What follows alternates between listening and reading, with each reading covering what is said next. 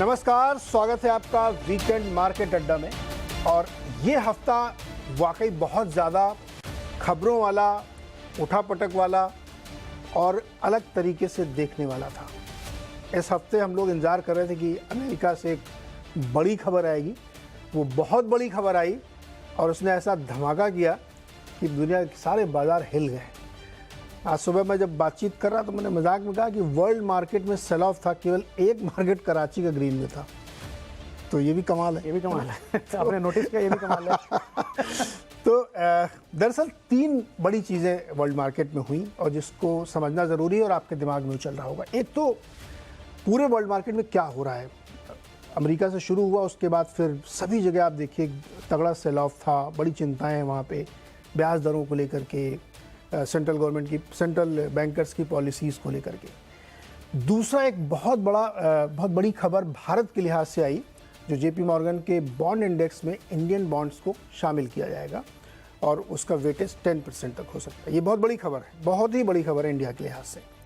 और तीसरा कि भारतीय बाज़ार में जो लास्ट 2 वीक से हो रहा है, एक दिन बड़ा सेल ऑफ हुआ, फिर थोड़ी रिकवरी हुई, फिर सेल ऑफ दिख रहा है और कुछ टॉप प्राइवेट बैंक्स में तगड़ी बिकवाली दिख रही है। तो इसको भी थोड़ा समझना ज़रूरी है कि इंडियन मार्केट में ये क्या हो रहा है। इन्हीं तीन विषयों पर आज हम बातचीत करेंगे और जो हमारे साथ मेहमान हैं उनके आपको परिचय करा देता हूँ। संजय सिन्हा जी हमारे साथ हैं, फाउंडर हैं सिट्रस एडवाइजर्स के। अभय अग्रवाल जी हैं, फंड मैनेजर हैं पाइपर सेरिका के। और मनीष डांगे जी हैं मैक्रो मोज़ेक के। दलजीत सिंह कोहली जी हैं, head strategy and research Vasuki India fund के। और हम सब के परम मित्र अनुराग सिंह जी हैं एनसिट कैपिटल के अमेरिका से, जहां से ये सारी कहानी, ये सारा कांड जिसको कहें वो शुरू हुआ है। तो अनुराग जी से ये आज पूछ लेते हैं। अनुराग जी, ये क्या हो रहा है दुनिया के बाजारों में, खास तौर पे आप क्या, ये क्या है, क्या चल क्या रहा है? पॉज कर दिया, उसके बावजूद किसी को शांति नहीं है। नीरज जी, आपको सारे गेस्ट जो हमें सुन रहे हैं, दर्शक, उनको नमस्कार। तो नीरज, इसका समराइजेशन ये होगा कि अकेले अकेले पार्टी नहीं होती है, सबको साथ लेके चलना होता है। सो अल्टीमेटली नीरज देखिए, अगर हम 2-3 मुद्दों पे बात करें, broadly I would give 3 reason. So immediate trigger रहा वो ये रहा कि जो फेडरल रिजर्व की मीटिंग हुई और उसके बाद उन्होंने अपना डॉट प्लॉट रिलीज किया, which is a projection till 2025-2026। उसमें लास्ट जो प्रोजेक्शन उन्होंने जुलाई में दिया था, उसमें प्रोजेक्टेड था कि 2024 में करीबन 100 बेसिस पॉइंट्स का रेट रिडक्शन हो जाएगा, विच मींस 4 कट्स प्राइस्ड इन थे। वही लगा के मार्केट चल रहा था कि पीक हो गया है और अगले साल 4 कट्स आएंगे, which will be good for the markets. अब इस बार उन्होंने कहा है कि 2 ही कट्स आएंगे, 4 नहीं आएंगे। अब इससे सवाल यह भी बनता है कि क्या 2 भी आएंगे, बिकॉज उनका प्रोजेक्शन उतना एक्यूरेट तो रहा नहीं और हर बार वो प्रोजेक्शंस को बढ़ाते ही जा रहे हैं। तो अल्टीमेटली इसने मार्केट को स्पूक किया, क्योंकि अल्टीमेटली सारी रैली का अजम्पशन नीरज ये था कि रेट्स तो बढ़ गए हैं लेकिन इकोनॉमी फिर भी स्ट्रांग चल रही है। तो which means this is a soft landing. Soft landing means that economy में कोई नुकसान भी नहीं हुआ, रेट्स भी बढ़ गए और इन्फ्लेशन भी कंट्रोल में आ गया। तो ये थीसिस जो है, वो एक सेक्शन ऑफ मार्केट पूरा इस थीसिस पे चल रहा था, तो वो थोड़ा सा डिस्टर्ब हो गया वो थीसिस। और एंड आई थिंक अब इस पर सवाल ये हो गया कि अगर rates higher for longer actually रहने वाले हैं, तो फिर क्या 5%, 5.5% रेट्स पर इस किस्म के वैल्यूएशंस जायज हैं क्या? तो इस रीथिंकिंग में मार्केट आ गया नीरज। तो एक तो ये ब्रॉडर पॉइंट है।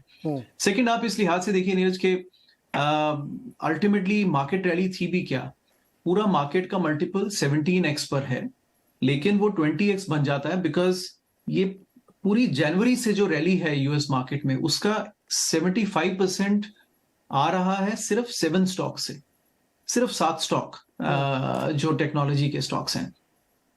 अब इस बेसिस पर तो हम ये नहीं कह सकते कि मार्केट बुलिश है। तो अल्टीमेटली ये थीसिस भी इसी बात पर होल्ड कर रहा था कि क्योंकि एसवीबी क्राइसिस जब मार्च में आया तो मार्केट ने सोचा कि अब ये मनी को कहां पार्क किया जाए, and then all the money chased these big earning companies, जो कि एटलीस्ट जिनके पास अर्निंग्स है और डेट नहीं है, तो वहां पर मनी जाके पार्क हुआ, जिससे उनके वैल्यूएशंस बढ़ गए। अब हायर फॉर लॉन्गर में वो थीसिस होल्ड नहीं करता है। आप देखिए एप्पल की अर्निंग्स फॉर इंस्टेंस अगर हम ले, तो वर्सेस 2022 एप्पल की अर्निंग्स 5 to 6% गिरी हैं और सेल्स भी गिरी है। लेकिन मल्टीपल वापस 30x पे आ गया जो कि पहले था। तो इस बात की कोई सेंस नहीं बनती है अल्टीमेटली। तो एक दूसरा रीजन ये हुआ। तीसरा नीरज एक इमीडिएट ट्रिगर और आता है विच इज दैट, जिसको हम आजकल यहाँ पर बोल रहे हैं 3S। One is strike, other is student loan, third is a shutdown. So strike तो जनरल मोटर्स की चली रही है। अल्टीमेटली वो जो वेज नेगोशिएशंस करेंगे वो ऑटो इंडस्ट्री का 40% रिप्रेजेंट करते हैं, general Motors, Stellantis and Ford. उससे वेजेस पे लार्जर इकोनॉमी में कितना फर्क पड़ता है वो देखना होगा। वो छोटा कंपोनेंट है बट एक सिग्नल जाता है। तो एक तो वो एक रिस्क चल रहा है मार्केट के एक सेक्टर पर। सेकंड इज अगले महीने से एजुकेशन लोन्स का पेमेंट शुरू हो रहा है, विच मींस एवरेज अमेरिकन की पॉकेट से करीब $400 एक्स्ट्रा निकलेंगे टुवर्ड्स लोन रीपेमेंट। ये 3 साल से बंद थे नीरज। तो यू कैन इमेजिन कि ये सारा पैसा कहाँ खर्च हो रहा था, which will not be available. So इससे कंपनीज की अर्निंग पे फर्क पड़ेगा। All discretionary will be impacted. Third is government shutdown. ये तो हर साल आता ही है। तो रिपब्लिकन्स कांग्रेस होल्ड करते हैं और बजट कांग्रेस से पास होता है। तो बाइडेन साहब को जो चाहिए वो वहां पर फिर नेगोशिएशंस होगा। तो अल्टीमेटली ये सब चीजें हैं नीरज कुल मिला के जो कि नियर टर्म में कैप लगा रखा है मार्केट को, both from a valuation perspective, from earning perspective and spending perspective. Anurag एक चीज और समझाइए, क्या वाकई इन्फ्लेशन नीचे नहीं आ रहा क्या वहां पे? चूंकि जो नंबर्स हम लोगों ने देखे थे कोर के या सीपीआई के या इवन जॉब डेटा या वेज ग्रोथ, सब में हल्का हल्का नीचे तो दिख रहा था कि रुझान नीचे की ओर है, बट क्या वो वाकई कॉन्फिडेंस नहीं दे रहा है? नहीं, कॉन्फिडेंस नहीं दे रहा नीरज, क्योंकि परसिस्टेंटली और मैं तो ये स्टैंस हमेशा से मेंटेन कर रहा हूं कि ये एक बार इक्विलिब्रियम अगर डिस्टर्ब हो जाता है ना तो ये माइंडसेट में आता है लोगों के। अब ये हम लोग इस बारे में बात करते हैं लेकिन कंज्यूमर थोड़ी ये सब देख रहा है। कंज्यूमर अपना वेज नेगोशिएशन उस हिसाब से करता है कि मुझे पिछला साल इन्फ्लेशन क्या रहा, और कंपनीज अल्टीमेटली अपने पीएनएल पे तो उसको कैरी नहीं करेंगी, कंपनीज पास ऑन कर देंगी। तो ये स्पाइरल है। आप इस लिहाज से देखिए नीरज के मैं मानता हूं थोड़े बहुत ड्रॉप्स हो रहे हैं, लेकिन रेट 0 से 14 साल बाद 5% पर आया है। हम मार्जिनल ड्रॉप पर खुश नहीं हो सकते हैं। This is a very significant hike और स्टिल इन्फ्लेशन इज इट। और कोर को देखिए आप 4.2, 4.3, 4.5, ये बहुत हाई है। एंड थर्ड इज जिसको बोलते हैं core services and wage inflation, जिसको फेडरल रिजर्व देखता है, वो 4.25 है। 4.25 पे अगर वो कोर इन्फ्लेशन और वेज इन्फ्लेशन भी रहेगा तो it is not consistent with the overall 2% thesis, and this is worrying federal reserve. और यहां पर फिर वो सवाल आता है कि अल्टीमेटली क्या इकोनॉमी बिना रिसेशन के थमेगी नहीं। देखते हैं, उम्मीद करते हैं। अभी स्टूडेंट लोन शुरू होते हैं, शायद उससे कुछ हल्कापन आए, बट चांसेस कम है नीरज। हिस्ट्री में ऐसा हुआ नहीं है कभी इन द पास्ट। हाँ, बड़ी समस्याएं तो है। क्रूड फिर से ऊपर जा रहा है। अगर क्रूड सस्टेन कर रहा है, गोल्डमैन सैक्स कर रहा है $100, अगर ये थोड़ा और सस्टेन कर गया तो उसका इम्पैक्ट कोर में आना शुरू हो जाएगा। चिंता है क्या आपको? बहुत नहीं, चिंता है बिल्कुल। अनुराग जो कह रहे हैं बिल्कुल ठीक है। जो मेरा भी एस्टिमेट था कि जो रेट्स हैं वो कहीं ना कहीं जाके रिवर्स होंगे, पर वो रिवर्स नहीं हो रहे हैं, बहुत स्टिकी हैं। और मुझे अब ये लग रहा है नीरज जी की जो फॉरेन गवर्नमेंट्स थी जो यूएस ट्रेजरीज खरीदती रहती थी, अब उनकी बाइंग भी ना रुक गई है, बल्कि चाइना जैसी कंट्रीज हैं वो बेच रहे हैं। तो अगर ऐसा एटमॉस्फेयर बनेगा तो फिर यूएस फेड, जो टिपिकल फेड के ऊपर पुट था मार्केट का कि चलो कुछ भी होगा फेड आके बचा लेगा, वो फेड भी नहीं कुछ कर पाएगा। और वो दिख रहा है उसका असर। अभी यूएस में मॉर्टगेज का मैं देख रहा था डेटा, 2000 के बाद इतना हाई रेट है वहाँ पे, ऑलमोस्ट 7.6% हो गया है मॉर्टगेज रेट। उसकी उम्मीद है कि साल भर में अगले 3-4 महीने में 8% हो जाएगा। तो आप इमेजिन करिए, आपको यूएस में घर लेना है, 8% आपकी कॉस्ट आ रही है उसकी, मतलब अनहर्ड है। तो इस तरह का जो रेट हाइक है वो क्या कर रहा है कि कॉस्ट ऑफ कैपिटल बढ़ा रहा है इन्वेस्टर्स के लिए और कंपनीज जो कैपेक्स करना चाहती हैं दोनों के लिए। तो दोनों रुक जाएंगे क्योंकि इतना कॉस्ट ऑफ कैपिटल अनअफोर्डेबल है। लेवरेज फंड्स हैं, हेज फंड्स हैं जो बोरो करके इन्वेस्ट करते हैं, वो नहीं करेंगे। तो जो लॉन्ग पोजीशन है वो कटेंगी क्योंकि वो बैंक्स को पैसा वापस करेंगे, वापस करना है। बैंक्स मांगेंगे पैसा वापस, मार्जिन्स कम करेंगे। हो रहा है, ये अर्ली स्टेज है। मुझे लगता है ये अभी भी अर्ली स्टेज है। जो हमने देखा यूएस में सेल ऑफ, इंडिया में सेल ऑफ देखा। अभी ये तो पिक्चर ट्रेलर ये तो ट्रेलर है। और एक ट्रेलर आपको याद होगा 1-2 हफ्ते पहले दिख गया था जब एक दिन में मिड कैप इंडेक्स 3% गिरा था। वो उसका भी मिनी ट्रेलर था। उसके बाद थोड़ी रिकवरी आई, फिर लोगों ने कहा नहीं नहीं ठीक हो जाएगा, बाइंग अपॉर्चुनिटी है। फिर अब ये जो कंसिस्टेंट सेल ऑफ आया जो रुक नहीं रहा है, वो इसलिए आ रहा है कि लोग पैसा वापस खींच रहे हैं जिन्होंने स्पेशली बोरोड है, क्योंकि उनको भी डर है। और इस तरह से रेट्स बढ़ेंगे, कॉस्ट ऑफ कैपिटल बढ़ेगी, तो इसका एक आउटकम ये होगा कि जैसे एसवीबी बैंक ओवरनाइट शटडाउन हो गया था क्योंकि उसकी नेटवर्थ वाइप आउट हो गई थी बॉन्ड प्राइस रीएडजस्टमेंट करने में, और वो किसी ने एक्सपेक्ट नहीं किया था, वो अनएक्सपेक्टेड हुआ था। अब रेट्स उससे भी ज़्यादा हैं, तो ऐसा नहीं हो सकता कि सिर्फ एसवीबी हो। अभी हमेशा ऐसा कहते हैं कि there is no one cockroach in the kitchen, तो वो निकलेंगे अभी। और जनरली क्या होता है, लोग भूल जाते हैं हाँ ना कि अरे इकोनॉमिक न्यूज़ आई, बड़ी आई, जो उसका बहुत असर पड़ सकता है, तो अरे भूल जाते हैं, कोई होता नहीं, दिखता नहीं। अभी यूएस में वो 1.5-2 ट्रिलियन डॉलर के रियल एस्टेट वाले जो मामले हैं, कमर्शियल रियल एस्टेट वाले, वो शुरू में थोड़ी एक दिन चर्चा हुई, उसको भूल गए लोग। अब वो टाइम आ रहा है उसका, बिल्कुल, उसको रिपे करना है आपको। और इंडिया में भी यील्ड बढ़ी है। इंडिया में भी मैं एनबीएफसी से बात कर रहा था, जो टॉप क्लास एनबीएफसी से 50 बेसिस पॉइंट उनका बोरोइंग कॉस्ट बढ़ा है पिछले साल भर में। एनआईएम्स इतने हाई हैं तो लोगों को भी पता नहीं चल रहा है, अब्जॉर्ब हो रहा है। पर अब सब गाइड कर रहे हैं कि नेट इंटरेस्ट मार्जिन गिरेगा, डिलिक्वेंसीज बढ़ेंगी। तो वो भी एक साइकिल जो इंडिया में हमने काफी टाइम से नहीं देखी है कोविड के बाद से, मुझे लगता है वो भी धीरे धीरे स्टार्ट होगी। फंडामेंटली मैं नहीं कहता कि बहुत कुछ बदल जाएगा इंडिया में, पर जो वैल्यूएशंस लोग दे रहे थे मार्केट में, और अच्छी रैली हुई, अच्छा पैसा बना। 1 अप्रैल से आप देखिए, हम बात कर रहे थे 40% पोर्टफोलियोज अप हैं, तो वो अब एक्सपेक्ट कोई इन्वेस्टर करे कि वो बनता रहेगा। बेसिकली कॉन्फिडेंस थोड़ा हिल गया है। और मेरे को लगता है कि कॉशियस होने का टाइम है। अगर आपने प्रॉफिट बनाया है तो उसको लॉक इन करें, थोड़ा take some money off the table, wait करें क्या होता है अगले 1 महीने 2 महीने में, क्या सिचुएशन इमर्ज होती है। ये ग्रीडी होने का टाइम बिल्कुल भी नहीं है। मुझे नहीं लगता कि किसी को अगर फॉल आए, शार्प फॉल भी आए, तो किसी को ले लेना चाहिए ये सोच के कि चलो ये अच्छा टाइम है। भाई थोड़ा संभलने का समय। लेकिन संजय जी, आपका टेक क्या है? ये जो ग्लोबल मार्केट में भूचाल है, अमेरिका को हम लोग अब तक इग्नोर कर रहे थे। मैंने कई बार आप लोगों से ये सवाल भी पूछा था, शो भी किया था कि हमें कोई फर्क ही नहीं पड़ता, हम अपनी चाल चले जा रहे थे। अब अनुराग जी ने आगे कहा नहीं नहीं नहीं नहीं, रुको भाई, हम भी तो हैं साथ में। वही बोल भी रहे थे। ये क्या हो क्या रहा है सर? संजय जी, तो देखिए, अगर आप हिस्ट्री में भी देखेंगे तो ऐसा कोई भी फेज नहीं रहा है जहां पर ग्लोबल मार्केट्स में कमजोरी आई हो और इंडियन मार्केट्स उसके विपरीत बहुत तेजी से चले हों। लेकिन पिछले 2-3 सालों में एक स्ट्रक्चरल चेंज जो भारत में हुआ है, जहां पर कि डोमेस्टिक रिटेल फ्लोज इतनी बड़ी मात्रा में बढ़ गई है। अगर आप अभी एसआईपी का ही आंकड़ा देखें तो वो 15,000 करोड़ पर मंथ के रेट से अगर आ रही है, तो करीब 1,80,000 करोड़ रिटेल मनी तो एसआईपी के रूप से आ रहा है। Plus direct equity market participation जो है वो अलग 12.5 करोड़ डीमैट अकाउंट्स हो गए हैं। तो 2001 की जो गिरावट रही, या फिर 2008 की जो गिरावट रही, जिसमें कि जो कहते थे कि the bottom fell from the market, और मार्केट बहुत ज्यादा गिर गया था। मेरे ख्याल से ये करेक्शन अगर भारत में इस ग्लोबल करेक्शन के कारण होता है, तो नो डाउट हमें भी करेक्शन झेलना पड़ेगा। लेकिन जिस तरह का करेक्शन हम लोगों ने उन दोनों फेज में देखा है, उस तरह का करेक्शन शायद भारत में ना हो। दूसरी बात, अगर आप देखें, और मैं इसके लिए म्यूचुअल फंड्स के जो आंकड़े आते हैं उसको बेस बनाता हूं, कि जो भारतीय निवेशक है वो निफ्टी के एक नॉमिनल लेवल को बेंचमार्क बना लिया है। अगर मान लीजिए कि निफ्टी में 1000 पॉइंट 1500 पॉइंट की गिरावट होती है, वो किसी भी लेवल से हो, अगर वो 18,000 से होती है तो 16,500 पे उसको आकर्षक लगता है, और आज अगर 20,000 से होगी तो शायद उसको 18,500 पे आकर्षक लगने लगेगा। तो आप अगर म्यूचुअल फंड के फ्लोज देखें, जिस महीने में निफ्टी की गिरावट बड़ी होती है, उस महीने में लमसम फ्लोज बाजार में बढ़ जाता है।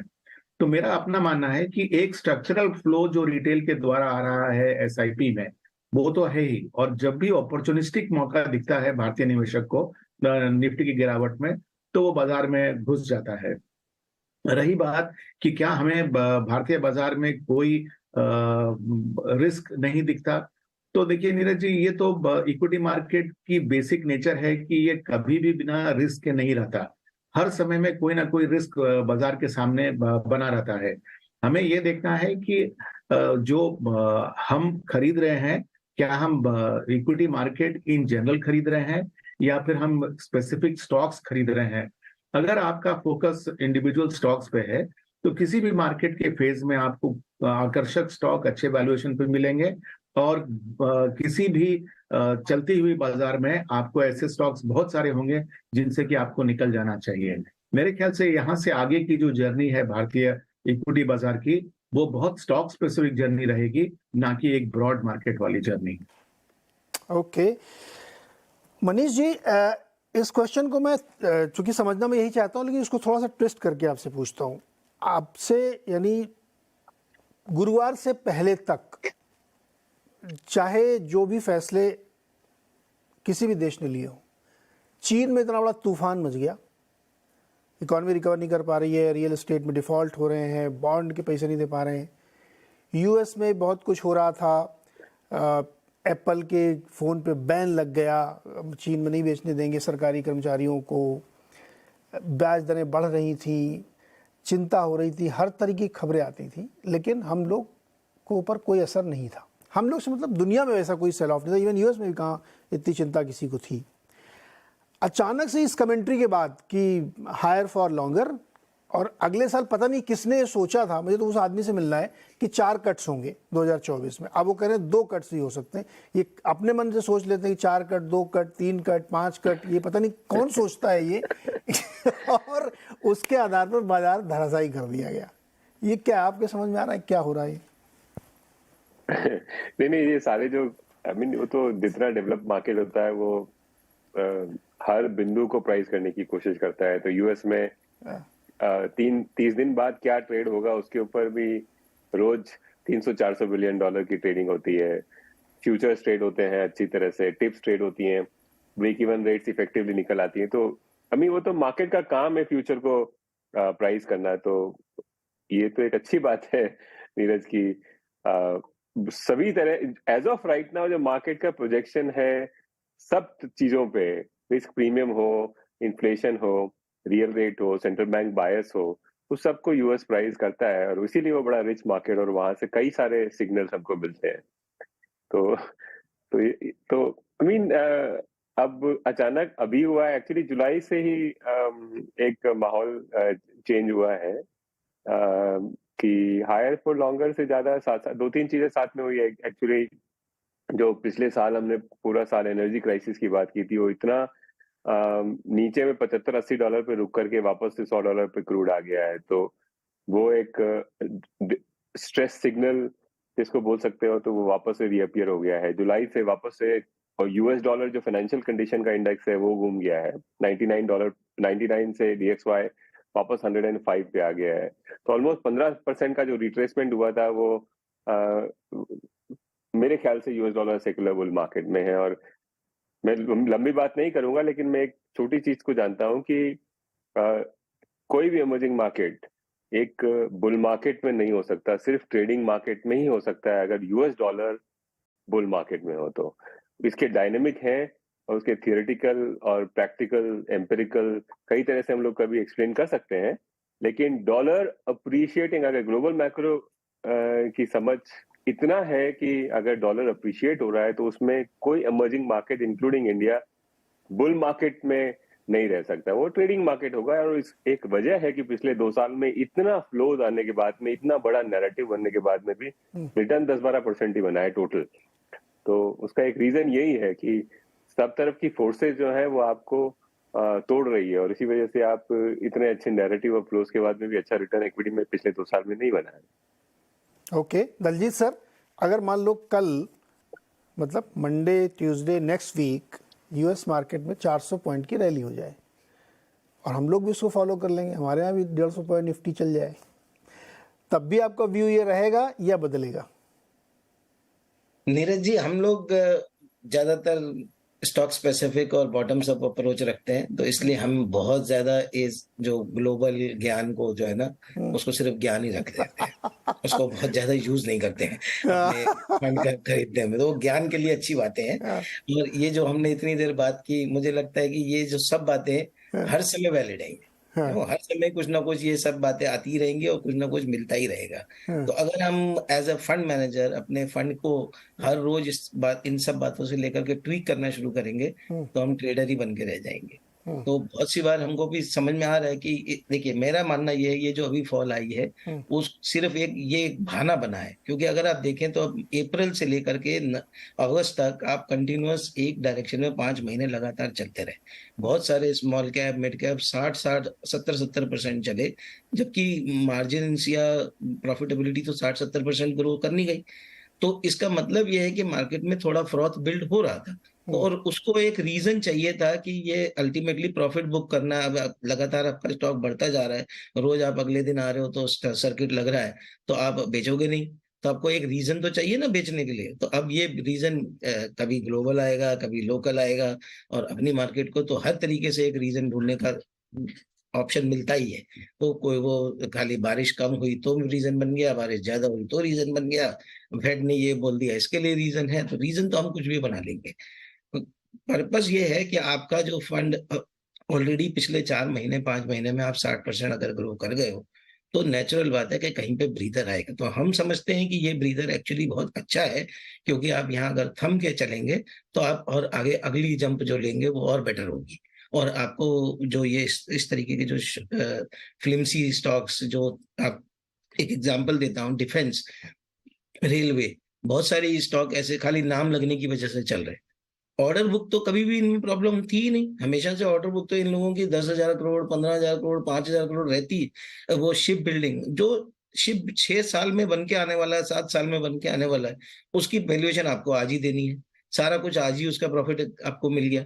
तो जब वो स्टॉक्स एक एक दिन में 10-10% चलेंगे, तो नेचुरल है कि ये फ्रॉथ बिल्ड होगा और उसको कोई ना कोई रीजन चाहिए रहेगा। वो रीजन हम मैक्रो से ले सकते हैं, माइक्रो से ले सकते हैं, और वो फिर उसमें सेल ऑफ आता है।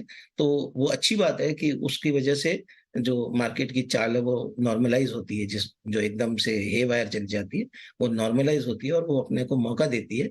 आप यहाँ पे थम के रीअसेस करो और फिर एक नया कॉल लो कि आगे क्या करना है। जो स्ट्रक्चरल स्टोरीज, जो स्टॉक्स आपने लिए हैं पोर्टफोलियो के लिए, ट्रेडिंग के लिए नहीं, जो पोर्टफोलियो के लिए लिए हैं, तो उसमें अगर कोई चेंज नहीं है तो फिर you just have to stay put and उसको देखते रहिए, बाहर से देख करके मजा कीजिए। बेसिकली क्या, एक वैल्यूएशन कंफर्ट अगर आपका है तो फिर आपको चिंता करने की जरूरत नहीं, मार्केट किधर भी जाए, है ना। वैल्यूएशन अगर आपने फैंसी में आकर के डिफेंस स्टॉक ले लिए, मतलब आजकल तो डिफेंस का एक मतलब ऐसे ऐसे कंपनीज हैं जिन्होंने खाली ये कहा कि हम अपनी एक सब्सिडरी बना रहे हैं डिफेंस का कामकाज करने के लिए, वो भी चल पड़े कि अब सब्सिडरी बनाई तो कुछ तो काम हो गई। तो ये इंटरेस्टिंग आती। लेकिन एक दूसरी बड़ी खबर है, चलो ये तो ग्लोबल हम लोगों ने समझ लिया कि दो इसके सूत्र है कि एक तो आप अछूते नहीं रह सकते, और जैसे दलजीत कह रहे हैं आप अपना काम करो ना, फ्रॉथ है तो वो निकलेगा और आप उसके चक्कर में आओगे तो आप फंसोगे। तो ये तो हो गया ग्लोबल वाला। दूसरा एक बड़ा इंटरेस्टिंग जो डेवलपमेंट हुआ है कि जेपी मॉर्गन के बॉन्ड इंडेक्स में इंडिया के बॉन्ड भी शामिल हो रहे हैं। वो लोग यहाँ पैसा डालेंगे, अनुमान है कि लगभग 1,80,000 करोड़ का पैसा इधर बॉन्ड बाइंग में आ सकता है। कैसी खबर है ये, इससे क्या फर्क पड़ेगा? नहीं, अच्छी खबर है। आई थिंक इंडिया जैसी कंट्री जिसको अपने ग्रोथ करने के लिए कैपिटल की कंटिन्यूस जरूरत है और जो लोकल कैपिटल है वो लिमिटेड है, तो बाहर से हमें जितना कैपिटल मिल सके वो तो हमारे लिए अच्छा है। तो बॉन्ड इंडेक्स में इंक्लूजन से जो पैसिव फंड्स हैं उनका पैसा आएगा $30 बिलियन का एस्टिमेट है अगले साल 2024 जून से लेके अगले 12 महीने में 25 तक। ये एस्टिमेट है कि $30 बिलियन आएंगे और ये $30 बिलियन इकोनॉमी में आएंगे तो वो एब्जॉर्ब भी होंगे। सबसे बड़ा फर्क उसमें ये पड़ेगा अगर ये गवर्नमेंट बॉन्ड्स इंक्लूड हो रहे हैं, कॉर्पोरेट बॉन्ड नहीं हो रहे, गवर्नमेंट बॉन्ड, तो गवर्नमेंट के ऊपर उतना प्रेशर कम रहेगा। फिस्कल डेफिसिट के अलावा नीरज जी जो डोमेस्टिक बोरोइंग जो है वो कम होगी, एज्यूमिंग आपके जो टैक्स रिसीट्स हैं वो रहें, तो उतना प्रेशर डोमेस्टिक मार्केट पे कम रहेगा, तो उसकी वजह से इंटरेस्ट रेट स्टेबल रहेंगे, आपकी करेंसी स्टेबल रहेगी। तो ये फायदे हैं बॉन्ड इंक्लूजन में, इंडेक्स में आने के। और एक बड़ा स्टैंप ऑफ अप्रूवल भी है, कॉर्पोरेट गवर्नेंस कह लीजिए आप, कि हाँ ये कंट्री ऐसी है जिसके बॉन्ड्स में आप डाल सकते हैं अपने पैसिव फंड से। तो एक स्टैंप ऑफ अप्रूवल भी है जो एक आपकी होपफुली क्रेडिट रेटिंग को भी इम्पैक्ट करेगा आगे जाके कहीं ना कहीं। तो ओवरऑल बहुत अच्छा डेवलपमेंट है। परफेक्ट। मनीष जी आप कैसे देखते हैं इसमें? अभी तो बताया जा रहा है कि 2 और इंडेक्स हैं तो ये 40 हो सकता है, यहाँ से भी डबल और बहुत पैसा आ सकता है। कैसा डेवलपमेंट है मनीष जी आपके हिसाब से? नहीं, ये हमने अपनी करेंसी के इंश्योरेंस के लिए इसको फैसिलिटेट किया है नीरज। पिछले चाहते थे तो हम 25 साल पहले भी ये कर सकते थे। अपना देश का एक ब्रॉड व्यू रहा है जो दूसरे एशियन कंट्रीज और लैटिन अमेरिकन से अलग रहा है। थोड़ा ऑर्थोडॉक्सी है कि हमको बाहर का पैसा लोकल गवर्नमेंट फंडिंग के लिए नहीं लेना है, क्योंकि वो एक चैनल बिल्ड करता है, हमारे लोकल बॉन्ड मार्केट में वोलेटिलिटी इंट्रोड्यूस करता है। तो एक इडियोलॉजिकल रीजन था, उसकी वजह से हमने अपने आप को इसको एक्सेप्ट नहीं किया था। अनुराग जी, इस पर आपका कमेंट। जी, तो नीरज जी, वो बात सही है। आई थिंक शॉर्ट टर्म में 20 से 30 बिलियन डॉलर्स आ सकता है वन टाइम। रशिया का लॉस बिकम्स इंडियाज गेन। उनका 10% वेटेज था, वो इंटरनेशनल मार्केट से हटे, तो तब से मार्केट ढूंढ रहा था कि कहां पर हम जाएं। एक एफआईज की चिंता अब हम इक्विटी में करते थे, अब हम बॉन्ड्स में भी करने लगेंगे कुछ हद तक। लेकिन मनीष जी की बात सही है कि करेंसी को शॉर्ट टर्म में कुछ सपोर्ट मिलेगा, और बट अल्टीमेटली नीरज स्टोरी वो ही है कि हम अपने मार्केट्स को, both equity, bond market and economy को, हम ग्लोबल मार्केट से लिंक कर रहे हैं, जो अल्टीमेटली एक पैथ हर कंट्री को लेना ही चाहिए। थोड़ा रिस्क ये है कि हम इसको मॉडरेट लेवल पे रखें तो ठीक है, because too much of international flows can come in, but they can go out as well. और रशिया का जैसे एक्सक्लूजन एक साथ में कर दिया, this also indicates that in case of a geopolitical crisis आपको इंटरनेशनल मार्केट्स कट आउट भी कर सकते हैं। तो उनकी डिपेंडेंस, म्यूचुअल डिपेंडेंस, बल्कि हमारी इंटरनेशनल मार्केट में डिपेंडेंस थोड़ी ज्यादा बढ़ती है। अभी बहुत बड़ा नंबर नहीं है, तो I would say it is safer, but it's not that हम इसको बहुत ज्यादा बढ़ा लें, that's also not too great. एक कॉन्टेक्स्ट में रखिए, Brazil and Mexico already 40 to 50% international bond market से उनका जो डेट है about 40 to 50% is owned by the FIIs, the international bond market. तो ultimately it doesn't impact the economy of the country so much अगर हम it is just a support to the currency. Okay, Manish ji आप अपनी बात continue कर लें please. Basically एक currency का इंश्योरेंस है नीरज, मैं ये बता रहा था। इसके अंदर न तो रेट्स पे बहुत बड़ा इम्पैक्ट होगा, और न ऑफ कोर्स ये कैपिटल नहीं है, क्योंकि हम जितना चाहें लोकल करेंसी क्रिएट कर सकते हैं।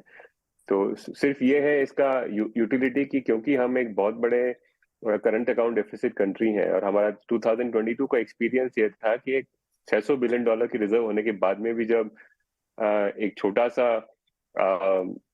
स्ट्रेस पॉइंट आया तो काफी तेजी से $100 बिलियन अनवाइंड हो गया। तो उसका जो की लर्निंग था कि अब किस तरह से हम कुछ इंश्योरेंस और बिल्ड करें और 25-50 बिलियन डॉलर जो है और लेने की कोशिश करें। टिपिकली ये रिएक्शनरी होता है हमारे इकोनॉमिक सेटअप में।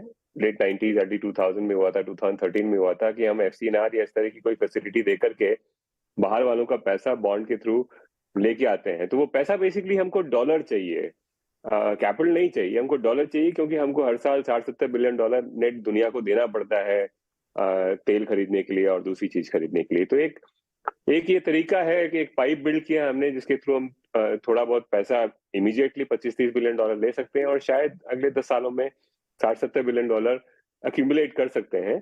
तो ये हमारे लिए एक इंश्योरेंस हो गया कि to that extent we will be able to, जब करेंसी पे कोई रन आए तो हम उतना उस पर रिस्पॉन्ड कर पाएंगे।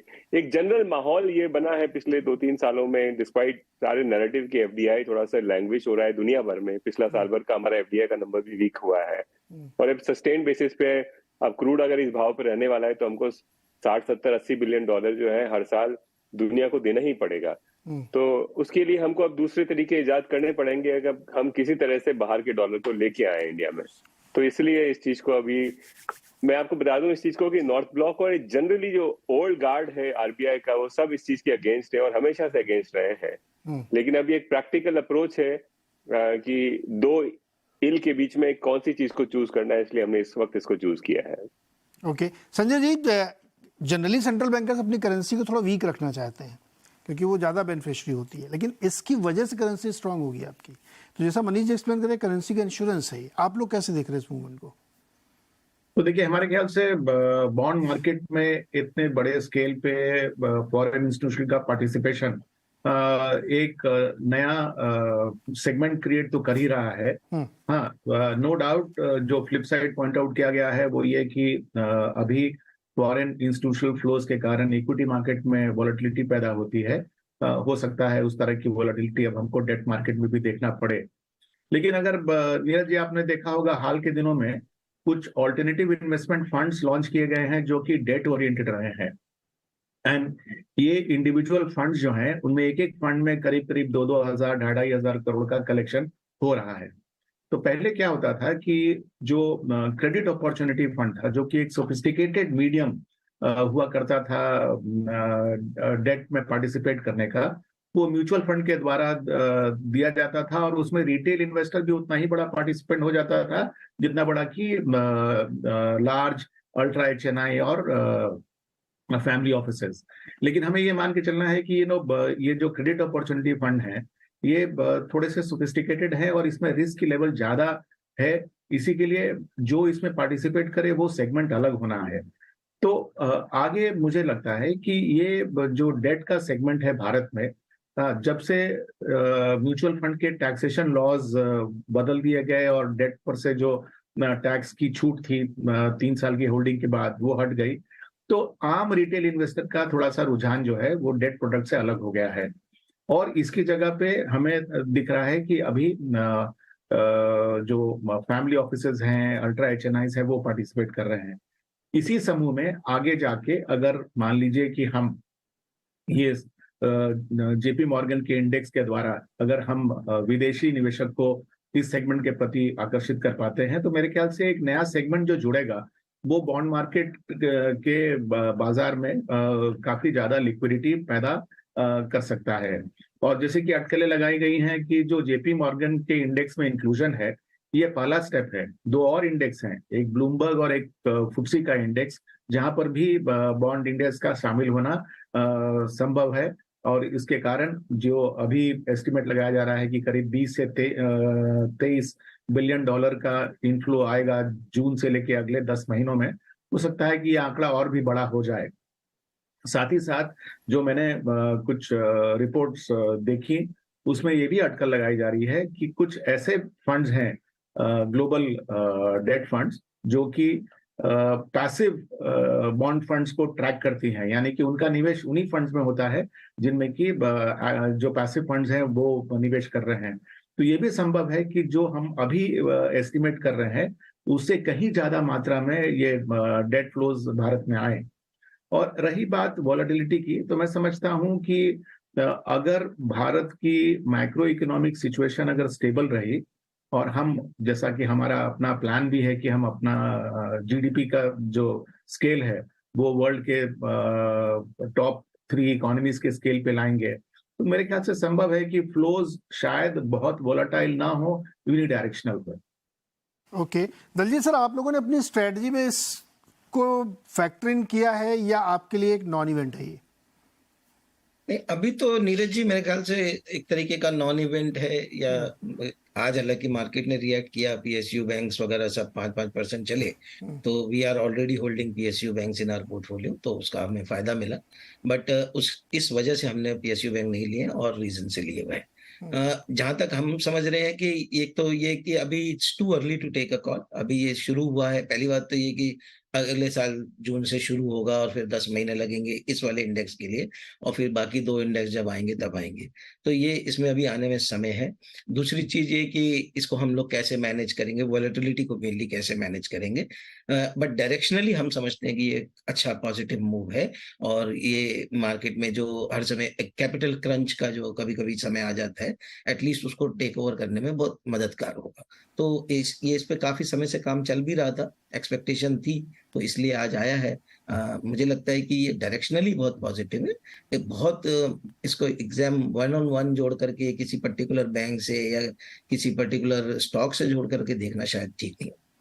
हाँ, उससे जैसे अभी इंडिया की बॉन्ड यील्ड जो चल रही थी वो 7.14 समथिंग ना, वो थोड़ा सा नीचे भी आई। तो गवर्नमेंट को भी थोड़ा पैसा कम लगेगा और कॉर्पोरेट उसके ऊपर प्रीमियम देते तो उनको और थोड़ा कम लगेगा, क्योंकि वो टेंडम में नीचे आएगा। तो शायद ये फ़ायदा इनडायरेक्टली कॉर्पोरेट को होगा और फिर वो और इनडायरेक्ट होकर के इक्विटी में आपके पास आएगा पैसा। तो ये इस लिहाज से इस मूव को समझना चाहिए कि आपको एक सस्ती कैपिटल अवेलेबल होने जा रही है, यानी आपके बॉन्ड के बायर और आ गए हैं, जो कि 10% तक बॉन्ड आपका खरीदेंगे, वो विदेशी है। तो एक नया बायर आपने ढूंढ लिया। इस खबर को इस तरह से समझिए। इस पर हमने एक स्पेशल शो भी किया, दिन के दौरान आप देखिएगा, चलेगा वो। एक छोटा सा हम ब्रेक लेते हैं और ब्रेक से जब वापस आएंगे तो अब इंडियन मार्केट को कैसे अप्रोच किया जाए इन सारी बड़ी घटनाओं के बीच में। क्या कैश पे बैठे हैं, अभी फ़ायदे में है तो बेच दें, या अब नीचे लेवल जहाँ पे अच्छे स्टॉक मिल रहे हैं उनको बाई करें, क्या अप्रोच होना चाहिए, ब्रेक के बाद।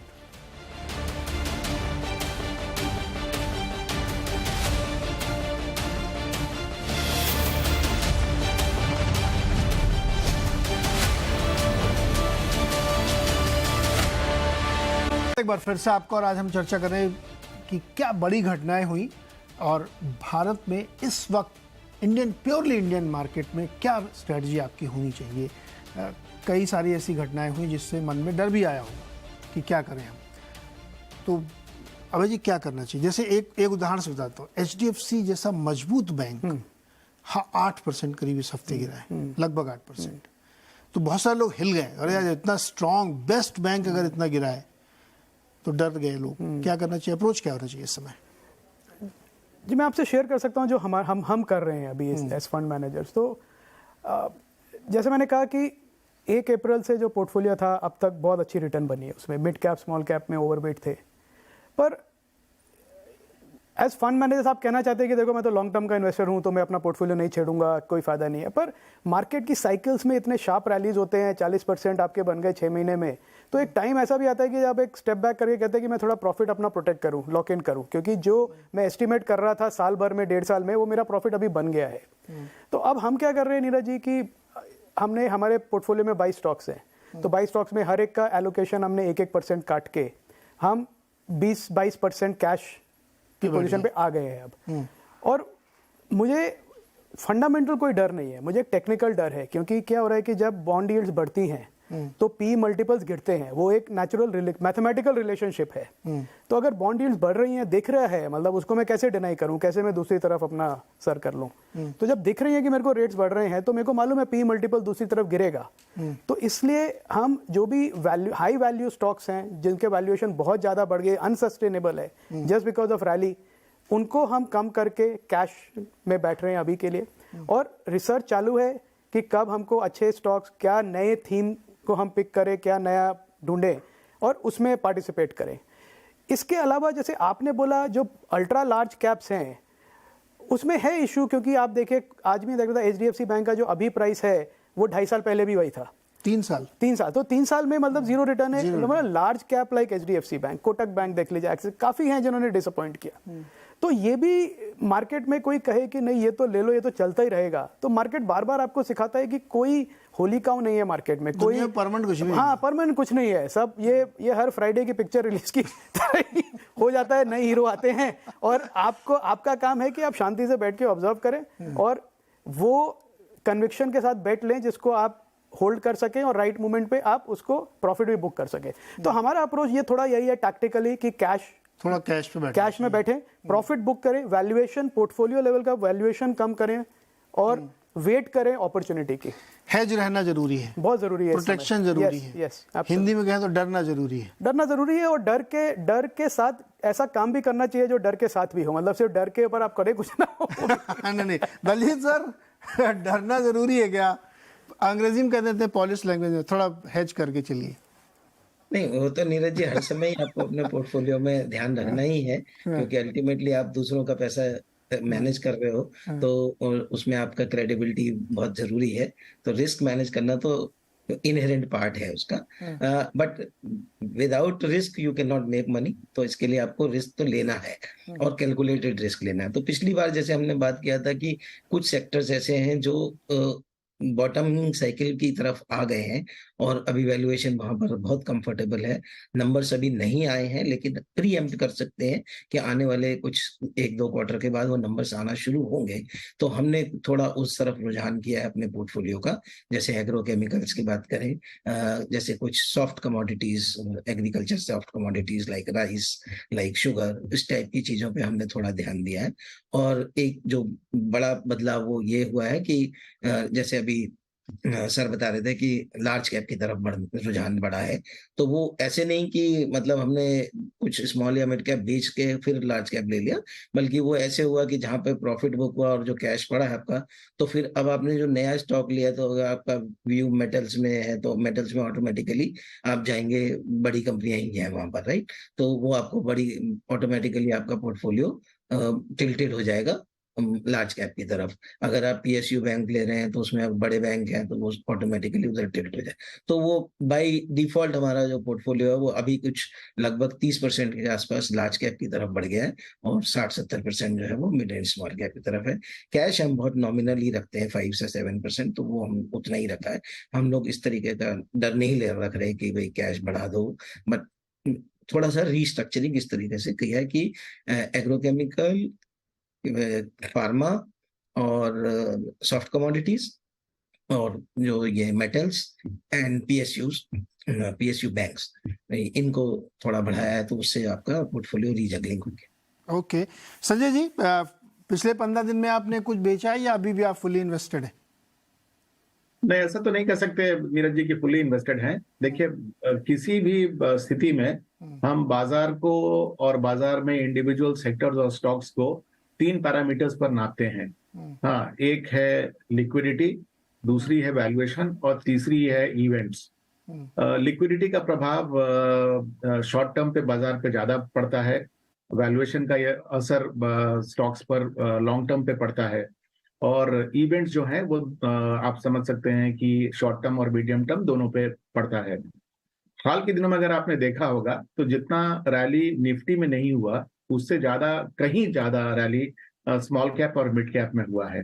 और ये आंकड़े जो हैं वो ये भी दिखा रहे हैं कि ज्यादा फ्लोज जो है वो स्मॉल कैप और मिड कैप सेगमेंट में गए।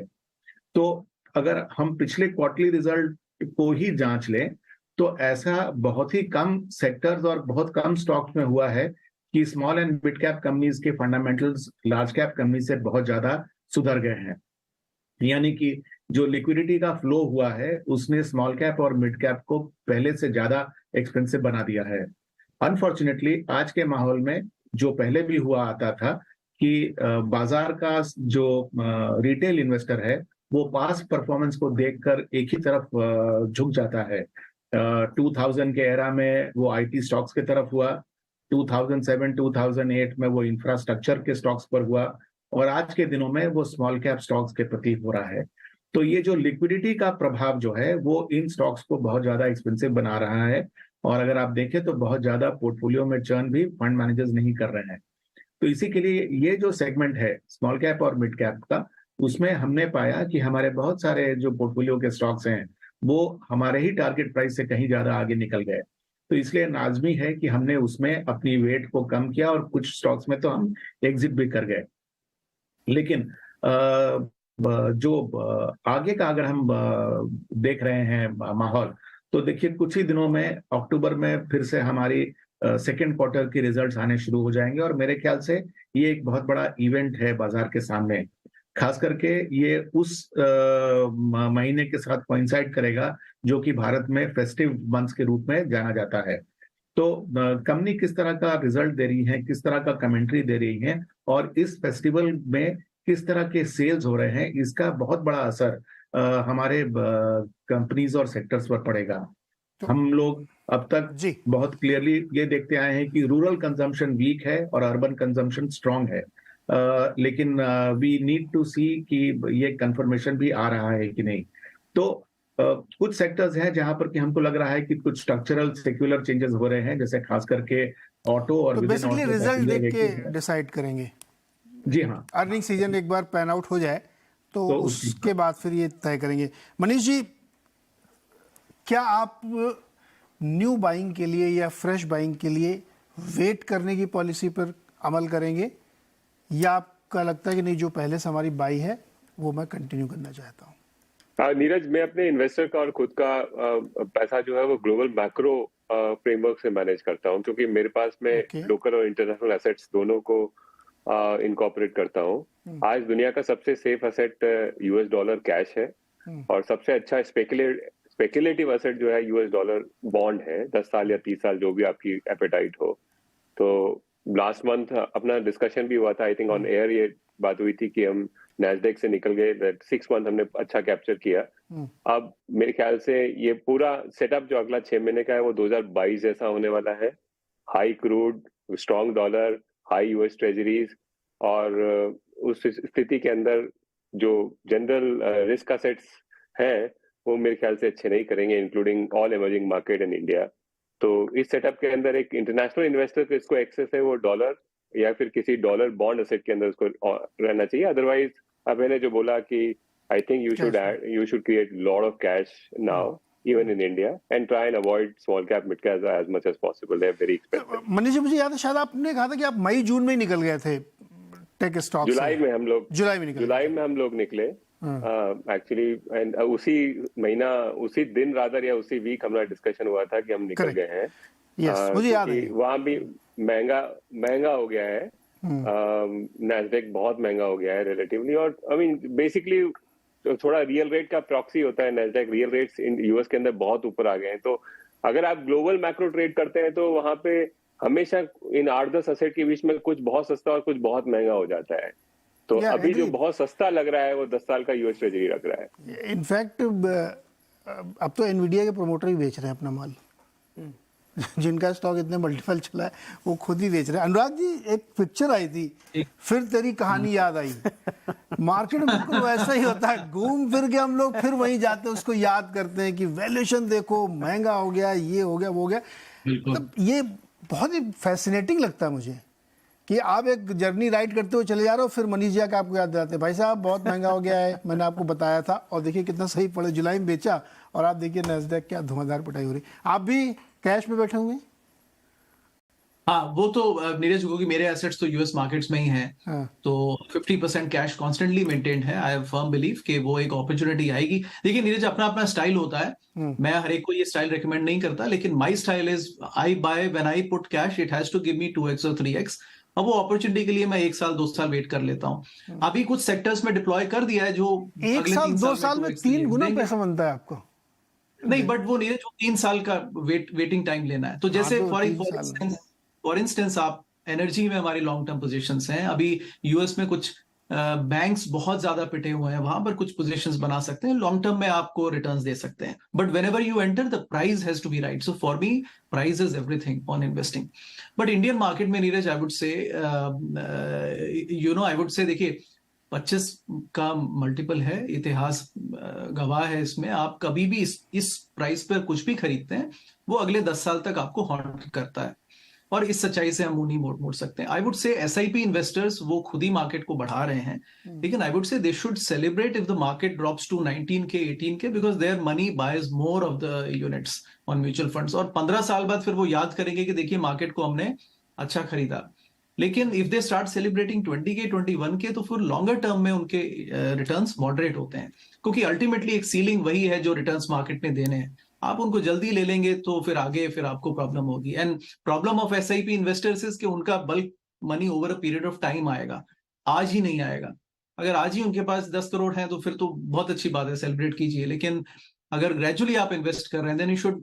इंडियन बैंकिंग सेक्टर पे बहुत बुलिश थे, अब भी है क्या? वैल्यूएशन कम फंड मिल रहा है आपको? सॉरी, किस पे? Indian banking, top banking sector? नहीं, अभी भी नहीं? नहीं, बिल्कुल नहीं। बिकॉज देखिए हमारी बात होती है, और इस पर मैं कभी एक और थ्रेड निकालूंगा, बट देखिए छोटा सा पॉइंट है Neeraj. Bank of America 230 billion का वैल्यूएशन है, उसके एसेट्स हैं $2.2 ट्रिलियन। HDFC बैंक का वैल्यूएशन है $170 बिलियन, उसके एसेट्स हैं 275। 10 गुने एसेट ज्यादा हैं, तो कहीं ना कहीं इंडियन बैंक्स का वैल्यूएशन बहुत ज्यादा। देखिए आई अंडरस्टैंड मैक्रो मैटर नहीं करते, बट देखिए वो ये जाने सुने I can't even buy something so expensive. तो अल्टीमेट आई थिंक इसमें थोड़ा ठहराव की जरूरत है Neeraj. Banking and IT India में बहुत अच्छे सेक्टर्स हैं, but we have to you know be cautious about it. But ये खैर बहरहाल ये एक्टिव इन्वेस्टर्स का है। जो एसआईपी कर रहे हैं उनके लिए सलाह ये है कि अगर आप थोड़ा पैसा बल्क में अगर निकाल के कोई लोन्स रिटायर कर दें तो ज्यादा तो वो बेहतर होगा। I think try and retire some of the 10% loans that you might have, जी, क्योंकि मार्केट्स में फिर अपसाइड थोड़ा सा कैप्ड है इस समय। बिल्कुल। दो चीज़ें बिल्कुल सही है। सारे जो हमारे अपनी अपनी स्टाइल होती है इन्वेस्टिंग की, एक तो बहुत हार्ड बार्गेनर जिसमें मनीष जी और अनुराग जी हैं कि मेरे को तो इस प्राइस पे चाहिए, मैं तभी लूँगा, वो भी एक सही स्टाइल है। किसी कहते हैं मैं थोड़ा सा फैंसी ले सकता हूँ लेकिन हम उसमें ही पैसे में, तो हर एक की अपनी एक स्टाइल होती है। आप प्लीज़ अपनी प्रोफाइल रिस्क देख करके किसी को करिएगा, ब्लाइंडली कॉपी मत कर लेना किसी को, वरना आप उल्टे फंस जाएंगे। तो अगर किसी स्टॉक का यहाँ नाम लिया गया है तो डिस्क्लोजर में है कि आप लोग अपनी राय अलग से लीजिएगा, इसको कोई बाय सेल रिकमेंडेशन मत मानिएगा। लेकिन बाजार वाकई एक ऐसे जंक्शन पे खड़ा है जहाँ पे आपको बहुत सावधान होने की ज़रूरत है। आप बिल्कुल फ्लो में बह नहीं सकते, जैसा कि सारे लोग यहाँ पे अलर्ट कर रहे हैं, क्योंकि थोड़ा बहुत फ्रॉड मार्केट में आ जाता है जब इस तरीके की चीज़ें होती हैं।